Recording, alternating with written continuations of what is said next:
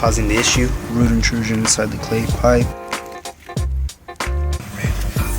Just checking the rest of the line going out to the saddle connection, making sure there's no more root intrusion.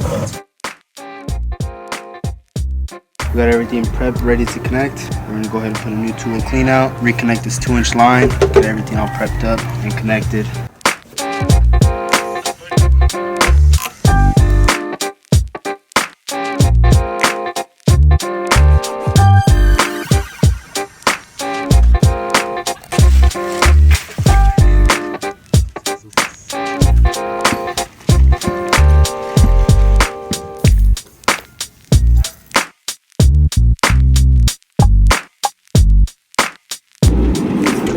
We just installed the 2-way clean out. We got the new garden box over it. The grass back nicely. Customer's happy. Call us at 562-328-9448. I'll see you guys on the next one.